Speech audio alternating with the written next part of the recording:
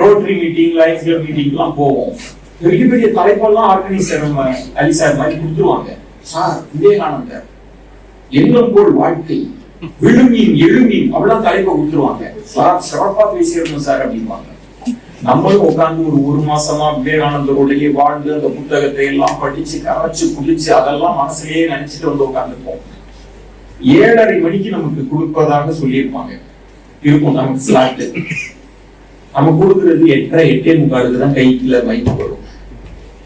சரி, அப்பதான் மைக்கு வருது அப்படின்னா கரெக்டா நமக்கு கைக்கு மைக்கு வர நேரமும் பஃபே ஓபன் பண்றதுக்கும் ஒரே நேரமா நம்ம அப்பதான் பேச விவேகானந்தர் அப்படின்றப்ப அந்த கதவு ஓரத்துல உட்கார்ந்துருப்பாங்கல்ல, திட்டமிட்டே உட்கார்ந்துருப்பாங்க. ஓபன் பண்ணோடனே வெளில நமக்கு எந்த தொந்தரவும் இல்லாம அப்படியே கிளம்பிட்டு.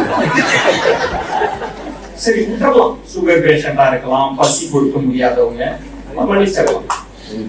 இன்னும் சில பேர் இருப்பாங்க சார், நம்ம பேச ஆரம்பிப்போம் விவேகானந்தன் அப்படின்னு ஆரம்பிக்கிறப்ப நடு காலில் உட்கார்ந்து இருப்பாங்க. சாதாரண எந்திரிச்சு கிளம்பி போயிட்டே இருப்பாங்க. ஏதோ விவசாயிக்கு மேகக்கூட்டம் கலையிறப்ப வர பதட்டம் இல்ல, கர்ப்பம் கலையிறப்ப வர பதட்டம் வந்துடும் பேச்சால. போயிட்டே இருப்பாங்க. இதெல்லாம் கூட மன்னிச்சலாம் சார். மன்னிப்பு உண்டு உங்களுக்கு எல்லாம் மறுமையில. சார், நான் விருதுநகர்ல பேசுறேன். போய் சாப்பிட்டு வந்துட்டார் சார். நான் பேசிட்டு இருக்கேன். விவேகானந்தர் என்ன சொல்றாரு தெரியுமா? அப்ரஹாம் லிங்கன் வந்திருந்தால் ஒரு அணுகுண்ட தூக்கி போடலாம் சார். சொல்றாரு, சீக்கிரமா போராட்டி குலோப்ஜான் ஐஸ்கிரீம்